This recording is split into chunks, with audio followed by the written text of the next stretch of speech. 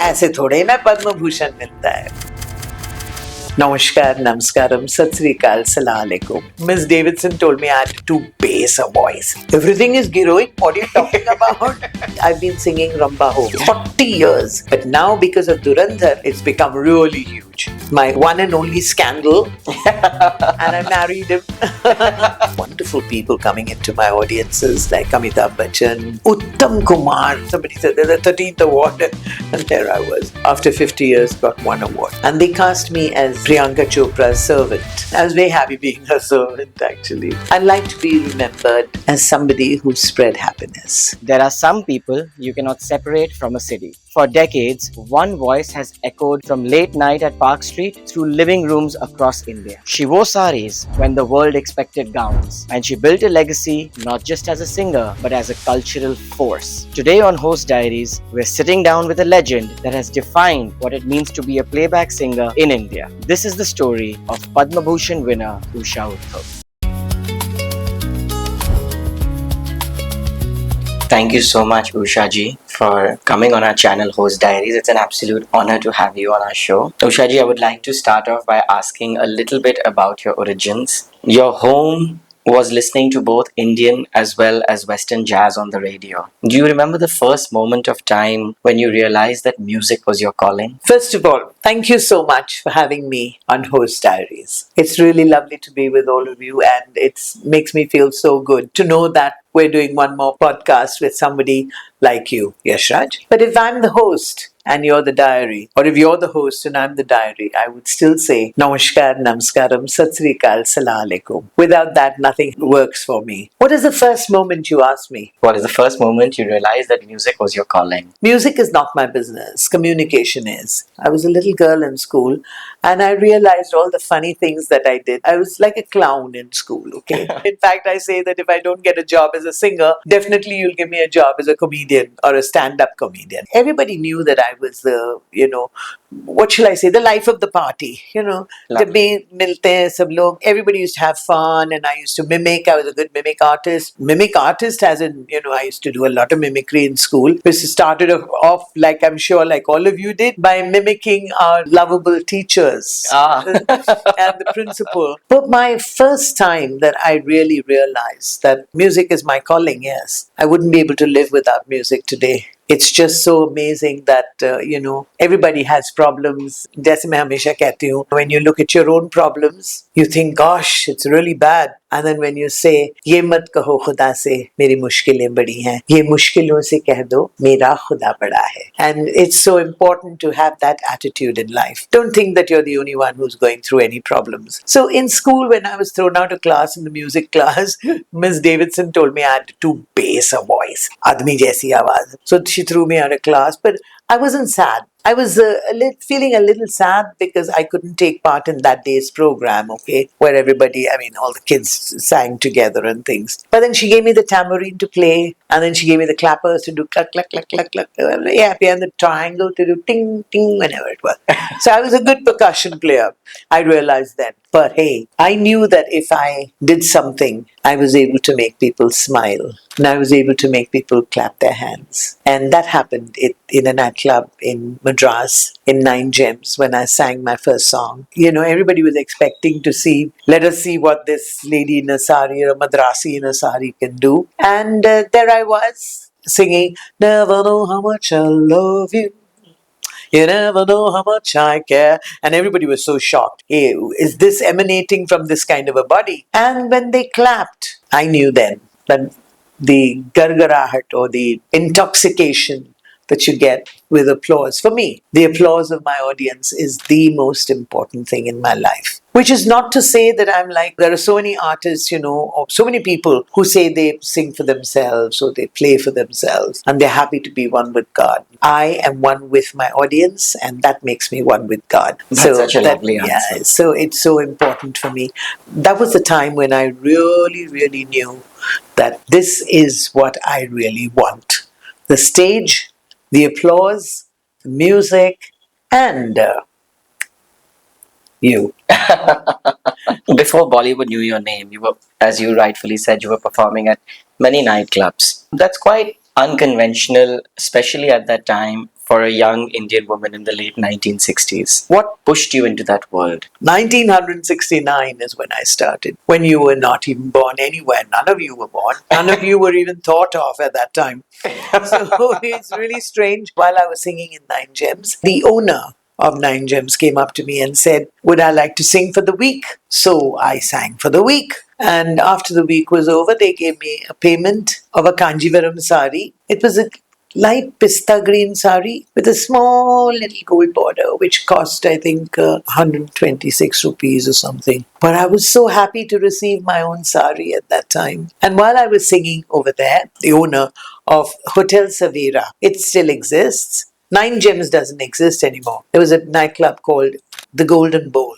They asked me the Reddies. Of the Reddies, the one that I'm really close to now is, of course, Neena Reddy. She's really wonderful. The whole thrill of singing in such a big hotel, for me, was something absolutely exciting and exhilarating. I think it was a 3 weeks contract. They asked me to sing in Savera. After that, I went back to Bombay because I'm actually a Bombay girl. Many people think because I'm South Indian, I must have been born in Madras. And because I speak in Bangla, they think that I must be from Bengal. But actually, I'm born and brought up in Bombay. I got a call to sing in a hotel called the Ritz Hotel in Bombay. That was really, really amazing for me to get an opportunity. It was a little nightclub called the Little Hut. It was really fabulous. And that's where I started singing in Bombay. While I sang there, of course, the magical year was 1969 anyway, from that time onwards.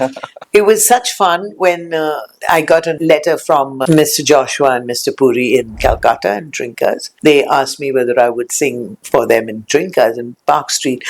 Park Street, Calcutta. Oh my God. And you hear this only on Host Diaries with Yashraj.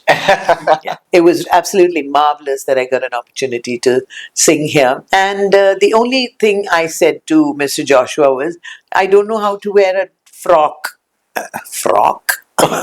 He said, no, we just want you just the way you are. And in those days, there were no mobile phones and this and that, and there was an inland letter. I came to Calcutta, and this was also 68, 69. Then, of course, Trincas for me is my mandir, masjid, girija. It's hallowed ground for me. And I'll do anything for Trincas, anything, because it gave me everything. First of all, it gave me my one and only scandal, and I married him. I had wonderful people coming into my audiences like Amitabh Bachchan, Kabir Bedi, Sharmila Tagore, Jyoti Babu. Can you imagine Jyoti Basu, Somnath Chatterjee, Uttam Kumar? Can you imagine Uttam Kumar coming for my show? And the wonderful thing is, because I came from Bombay, I didn't even know who Uttam Kumar was till my piano player told me, you know why there's such a, and there was such a big buzz around them when they walked in. And I said to, was it Benny or was it Joe? I don't know. I asked Joe, what's happening? Why so much of noise and happiness and buzz? So he said, that is one of our biggest stars, Uttam Kumar. And he was there in the audience. There was Shupriya Devi, there was Suchitra Sen. And we often had the cricketers like Sunny Gavaskar, Farooq Engineer, the entire West Indian team who would sing with me. I would ask them to sing a calypso and they would sing, 1, 2, 3, 4, Matilda, sing a little louder, Matilda. And if I didn't sing that, I would sing the West Indian song which went, down the way where the lights are gay and the sun shines daily on the mountain top. I took a trip on a sailing ship, and when I reached Jamaica, I made a stop, but I'm sad to say I'm on my way. Of course, everybody was shocked, but everybody enjoyed it, and everybody joined in. It's always been my interaction with the audience which kept me going. That was really fun. And while I was singing there, I got an offer to go to Delhi, Oberoi Intercontinental. The first night that I performed the premiere show, there was Dev Saab, Navketan Unit, R.D. Burman, S.D. Burman, Sanjay, Shashi Kapoor. Yeah, they were all in the show. Wow. It was unbelievable, the kind of audiences that I've had, really marvelous. While I was singing, over there after the show, Dev Saab came up to me and said, Usha, we would like you to take part in our project Hare Rama, Hare Krishna. Oh, wow. And that's how I got my first offer to sing. But I'm not sure chronologically whether that came first or whether I'd done another song for Shankarji Jayakishan for a film called Bombay Talkie. There was another one which I did called Kabhi Dhoop Kabhi Chhao, which was done by Chitragupji. It was quite amazing, all the things that I did before I even came into the picture of doing anything in Bollywood. And that's how it all happened for me. That's amazing. What a Really, journey. really, what a journey. 57 years of singing, and today to be with Host Diaries. It's really wonderful. Thank you. There's something iconic about the image of you singing Beatles, singing Yeah. Sinatra, that also in a Kanjivaram sari. I've heard a story about you singing the Rabindra Sangeet in a nightclub. Yes. Do you realize that you were breaking a lot of cultural boundaries while you were doing these things? I didn't do it to break something or to make a sensation, no. I just did it because I'm a people's person. See, and I love the fact that if there were people in the audience who were Bengali, then I would pick up a Bengali song. And that's how I sang Rabindra Sangeet. It was a New Year's Eve night. I sang Purano She Diner Katha. But before that, I sang Should Old Acquaintance Be Forgot and Never Brought to Mind. And then I went into Purano She Diner Katha. It was really fantastic. But in those days, I didn't know how big was Rabindra Sangeet. Yeah. And how massive it was, I mean, it's a whole world created by Gurudev Rabindranath Tagore. Some really beautiful songs. And he, for me, is such a die-hard romantic. I'm a people's person, so I would sing Rabindra Sangeet.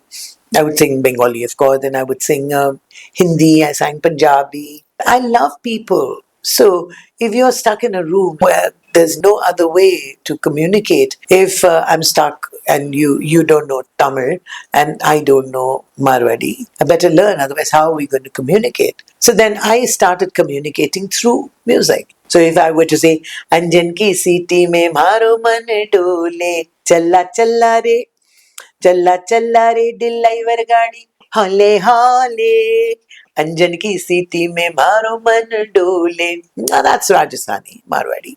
And so if I sang that song, then slowly I said, I get you to learn to speak Tamil. If you are a people person, also you probably will learn fast. But if it's not top on your priority, then you probably won't. But it doesn't matter. At least I've cracked the one language. And so we can talk. Yeah. And the biggest language for me is the language of love. And if I can love you and say to you that it's beautiful to be with you, you know that 100% I'm with you and I'm not faking it. I mean, I'm not just saying it because it's a dialogue or a script that you've given to me, but purely because I really feel it. There are so many artists who just say things because they have to say it, or they're getting a lot of money after that. I think you can make out at that time also. Yeah, you can easily make out. The one thing I realized very soon in my life was to be 100% honest. Which is why in the beginning I said, Yash, what are we doing this podcast now? Not another one. And I was really honest with him and I said, oh God, what are we doing this for? And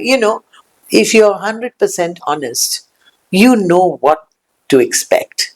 You know that transparency will see us through any problem. Yeah. And if you and I and two others can see that, why can't the rest of the world see it? Why so much time to fight when there's so little time to love? Henna? Henna. Really, it's just too funny when I think about it and I say, I mean, through my music, I'm able to cut across so many. Like yesterday, we did a show in what's it called? Howrah, somewhere in Howrah, called Bokul Tola, so whatever it is. By the time we got there, there was such a narrow. You know how they say, no?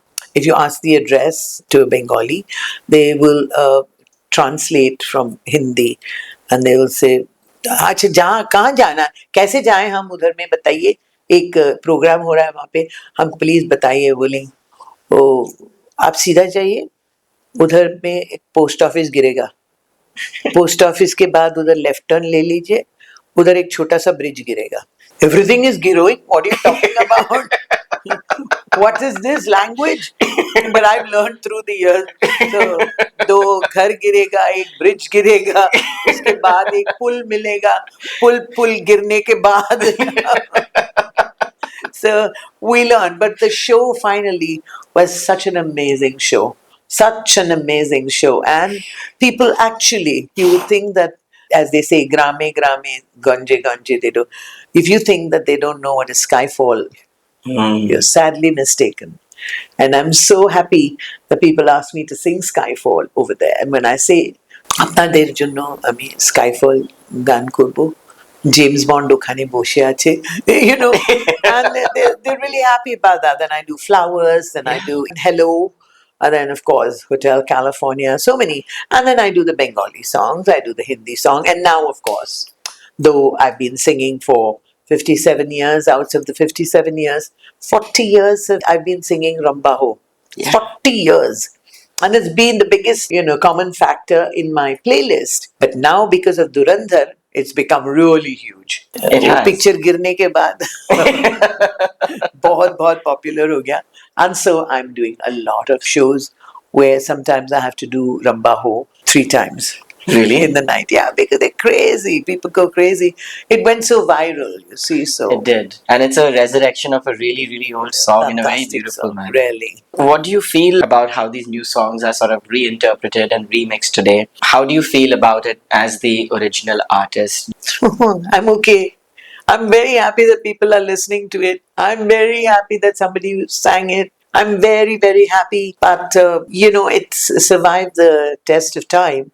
जैसे मैं हमेशा कहती हूँ, to make something a classic, you have to give it a little time, no? Yeah, you have to. In those days, everybody thought, Ina Meena Diga, Daida Manika, Amma Kanaga, what are the words? They thought it was rubbish. Today it's a classic. It is. Every disc will be playing it for you. Yeah. Every discotheque, what do you all call it? Yo, bro.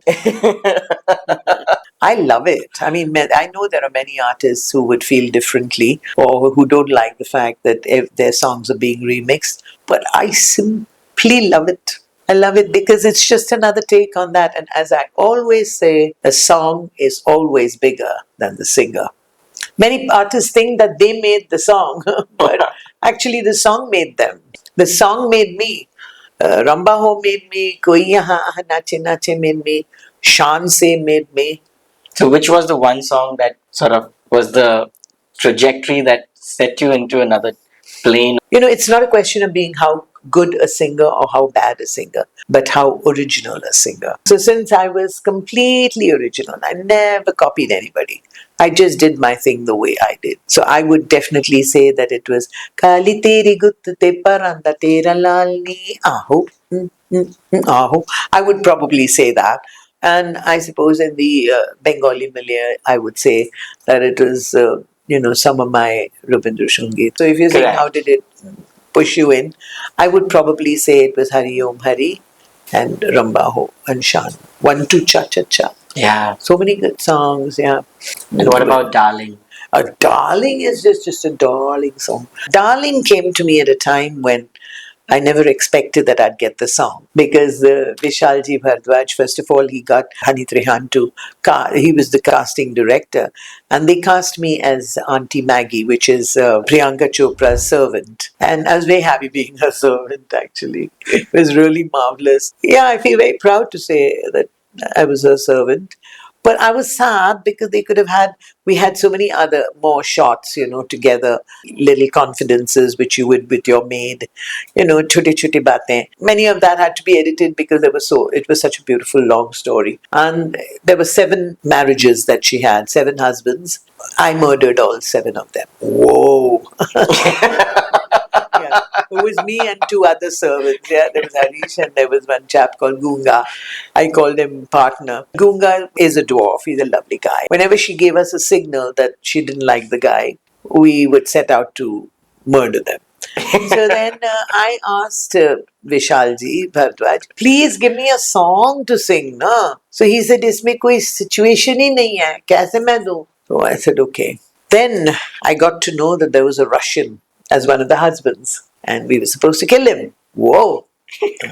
I am so scared of a cockroach or a fly, this mosquito. किसी को मैं हाथ नहीं लगाने के लिए मैं डरती हूँ. वहाँ पे सबको मार डाल रही हूँ ऐसे.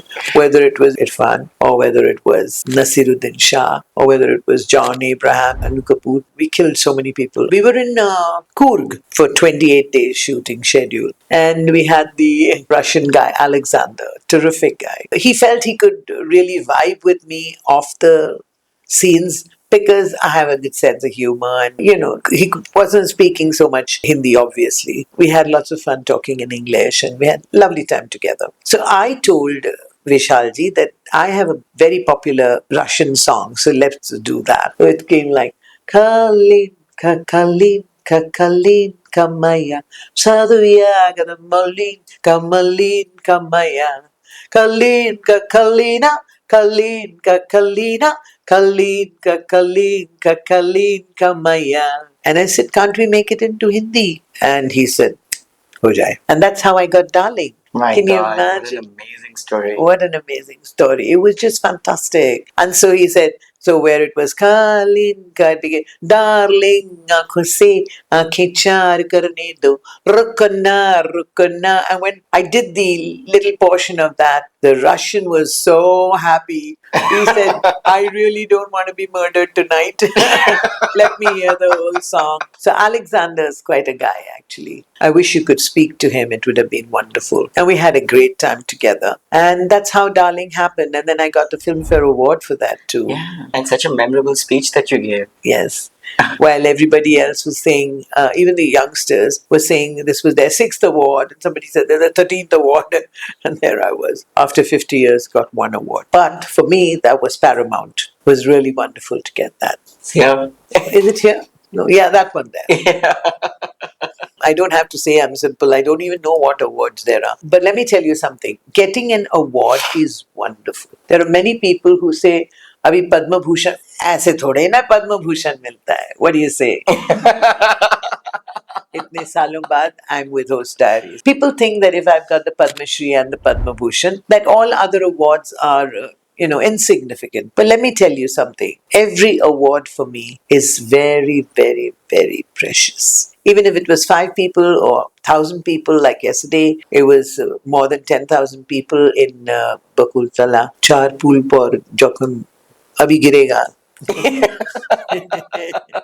To get an award even over there, it was so marvelous that they gave me a beautiful shawl, they gave me a beautiful memento. So, whatever award you get is definitely an added responsibility to be better than you were the last time. And it's also very, very precious because it means somebody has recognized your work and has appreciated it. So it's great for me. You've always said that you are first and foremost a stage performer. Oh, 100%. And not a playback singer. No. Why is it that the stage is so special to you? Oh, because the reaction is immediate. It's not like you have to wait for the film to get released, and then after you get the film released, then you get the review, then so many things that happen. Oh, I did a very nice film with Kangana Ranaut, Revolver Rani. I've never really spoken about it, but it's a great song, Revolver Rani, ki thai thai thai, fantastic. I've done some very good other songs as well. There was another movie which I've done recent. I've done lots of movies recently. I know. It's not that easy to come with a Padma Vibhushan, as you said. Yeah, no, not so easy. Not so easy. But I think to be recognized by your country and your government, your people, it's not been pushed by any state government or anything like that. It's purely because the people have wanted you. It's really fantastic because I think when people realize that I'm working with language, I'm working with people, I'm working with children, I'm working with workshops, I'm working with all kinds of everything. So you're saying you're working with languages. That's really beautiful. I would like to unpack that slightly. You've sung in more than 17 Indian languages and several international ones. How do you emotionally connect with a song in a language that you don't speak fluently? Oh, I learn it. Before singing the song, I learn the meaning. Because if you don't know the meaning, then it could be a sad song and be making a happy face like that. No?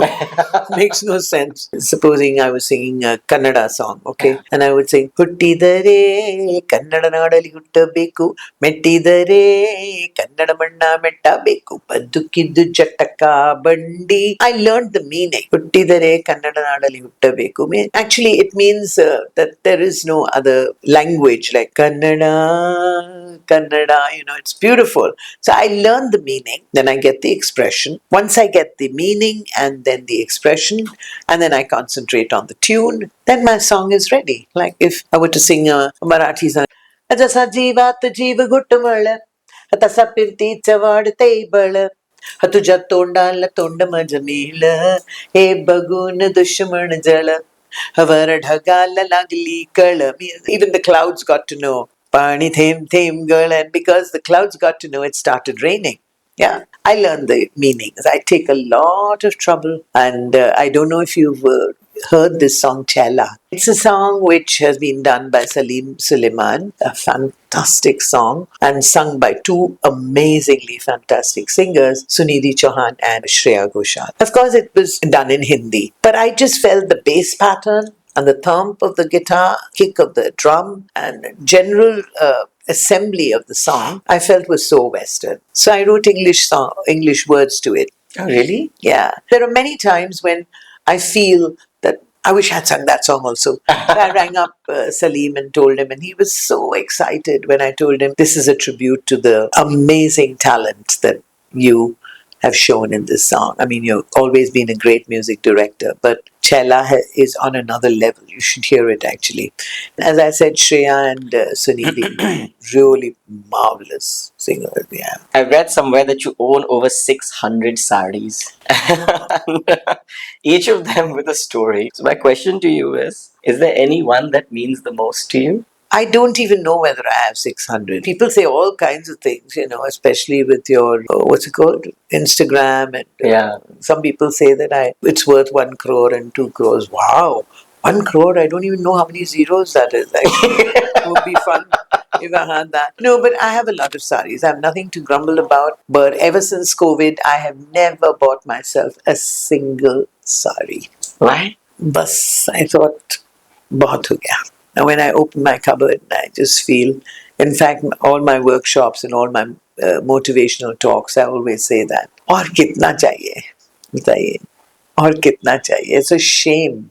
It's a disgrace to own so many things, I think. And what you don't miss, you don't need. You've got a pair of jeans which you never wore for 6 months or 10 months. You don't need it. Yeah. You never missed it. Yeah. Isn't it? Yeah. Isn't that so true? That's true. You don't even give it away. It just rots in your cupboard for most of the time. Instead of that, you might as well give it away when it's useful. Yeah. And which is what I've been doing for some time. So 500 or 600, I'm really not sure. But yes, I do have a favorite sari. One of them is the one which my husband gave to me. And Jani was colorblind. Okay. So he thought he was giving me something in yellow, but it turned out to be mustard or mustardy green or whatever.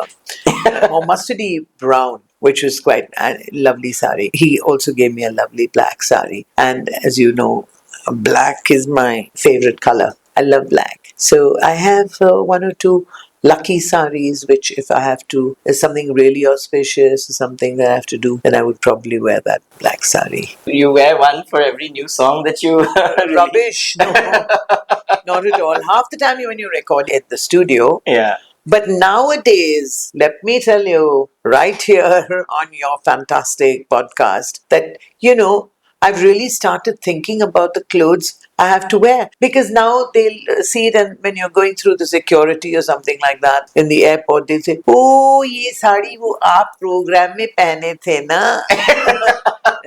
Especially the ladies, they're always thinking of what you've repeated and what you've done. I think sometimes, should I wear this, should I wear that? But no, I don't have a special one like that. But when I do try to make it as different in my shows, my stage shows, but I always ask call them clients or my friends who are doing the show, I always ask them, do you have a color theme? And if there is a color theme, then I follow their theme. So if somebody wants a blue and pink, then I do a blue and pink.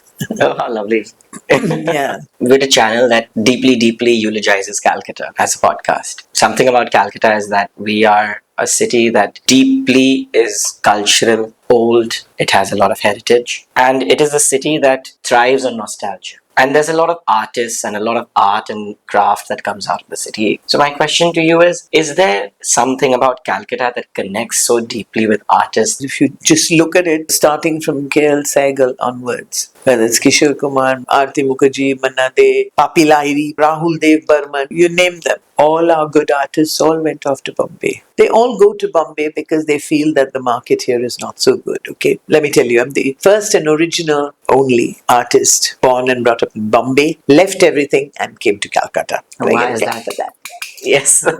Why is that so? Yeah, so there's something about Calcutta that makes you want to do a lot. It's so vibrant and at the same time, it's so laid back. It allows you to be. It allows you to fly. It allows you to dream. It allows you to do so many things. But if you don't take on those things, it also, unfortunately, makes you stagnate sometime. And I think that to avoid that stagnation, one has to keep your brain ticking all the time, which is why the song Aha Tumi Shundari Koto Kolkata, no matter if there's load shedding or this or that or the other, still Tubu Tumi Shundari Koto Kolkata. Kolkata is magic, absolutely. But I would say that Bombay is really buzzing. I love Bombay. I love the buzz of Bombay, the work culture. But when you talk about Calcutta, just before the puja, you can feel it in the air. You can smell it in the air. You can feel it in the air. It's so beautiful. Our Calcutta.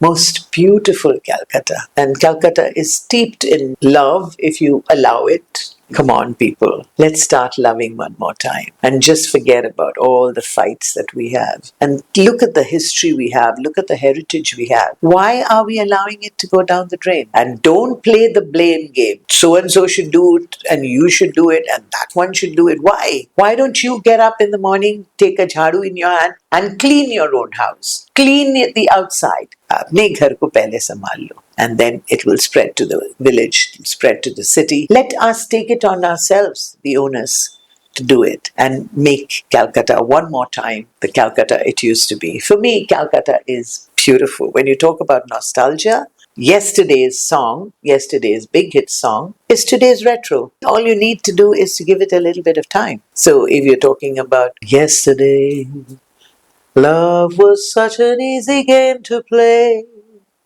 Now I need a place to hide away. Oh, I believe in yesterday. Suddenly, I'm not half the man I used to be. There's a shadow hanging over me. Really, don't let that shadow hang over you. Yesterday came suddenly. Nostalgia is part of our life, and I think that's what is so beautiful about Calcutta. Without nostalgia, where do you go? I mean, whenever I want to do a new song, people are always asking me for the old ones. Always. You can't escape that, can you? Yeah. As I said, देखते देखते 40 बरस बीत गए for Ramba Ho and Hari Om Hari. But it took that many years for it to become a classic. A classic just doesn't happen just like that one day. And sloganeering and trying to give messages and protest songs and this and that. If you want to do all that, then live it. If you have a protest, live it. Don't just talk about it. I have no protest. I only want love. I'll do anything for love. And I think love can come with honesty, love can come with fidelity, love can come with being who you are and being satisfied, being content with what God gave you. For me, I get up in the morning and I say, thank you, God, for giving me one more day. Thank you for my family. Thank you for my friends. Thank you for Host Diaries. We touched upon Flowers, we touched upon Skyfall. These are such modern Gen Z songs. Yeah. And it shows how adaptable you are as a singer to resonate with the audiences of the modern era. I think that's absolutely fantastic. So, what did it feel like becoming a Gen Z sensation? Oh, actually, as I said, I never planned these things. It's Yeah. not strategy. I just love the words, okay, of Skyfall. It was my daughter who said to me, Amma, you should do this song. And my granddaughter who said to me, you should do Flowers. It's such a beautiful song. It's like I Will Survive. I Will Survive was a breakup song, international breakup song. Yeah. Every girl's breakup song. But when I sing it, I never sing it as a breakup song. I give my own interpretation for it and say that, hey, so you're back? I mean, welcome. Why would you think I'd be waiting for you anyway? I'm the first person to have done it in Hindi. And it was done by Inreco, Hindustan Studios, by Mr. Saha. And it was written by Halim Shabir. And it was such a great song. It's gone into the BBC, top of whatever. It goes, Le lo, dil mera le lo. मैं लाई हूँ नजराना ये प्यार का, ठुकराओ ना प्यारे तुम्हें मेरी कसम, ऐ सनम ले लो मजा, ले लो. Then I will survive, yeah, really. And he brought the original tapes from abroad and I sang it over here. If I think of my husband, and I always think of somebody or something that triggers off this feeling in the song. Yeah. So when I say, so you come back and you expect me to be free, I'm saving all my love for someone loving me. I know that's a fake because I can never love anybody else the way I've loved you, Jana. Never. So when I'm singing that, I interpret everything. And Flowers is a new Gen Z breakup song, right? It is. It is. I can buy myself flowers. Oh, why should I wait for anybody to buy me flowers? Though I love flowers. I love flowers and I love receiving it. But if it didn't come and you want it badly enough, go out and get it. There's also an AI song that you've made right now, right? Which one? Something with AI in Bengal. Kothai Tumi Panchanga. Oh, you have to hear. You've seen it? No, I've not seen I it. didn't do it. Sheila Ditto, who wrote the tribute to R.D. Burman, I call him Munna because I've known him since he was that high. I thought it was so fabulous. So fabulous. I mean, I'm singing. Yeah. But all the images are all AI. That was amazing. Please see it because unless you see it, you won't know. I mean, some places I can't believe it. In any case, I'm driving a car in that. I'm scared of cars. I'm scared of everything. And then they show me looking this way and that way. And oh, you must see it. It's very, very, very nice. Very clever. To remain relevant, as you said, with Gen Z, I think what you have to do is don't fight with time. Age, they say, is just a number. But for me, age is age. And the sooner you accept it, the better. So I am who I am, and I want to be living just now. I've just started living. So here I am. A lot of gray hairs, and who cares? As long as I can say to all of you, yo, bro. My grandson told me that. Oh, lovely. Riyadh. He said, Umbuka, please don't say ladies and gentlemen. It's so, yeah. I said, okay, what should I say? He said, say, yo, bro. When people look back at your career decades from now, what would you like them to remember the most? What would Usha Ji's legacy be? I'd like to be remembered as somebody who spread happiness and smiles. And though we go through a lot of pain and what kind of times are we living now? It's up to us to make ourselves happy. And I think if God has chosen me as an instrument to bring a smile on your face, that's what I want to be remembered as. Someone who brought a smile to your face. Thank you so much, Usha Ji, for being on our show. It means a lot to all of us. And it was a wonderful, wonderful conversation.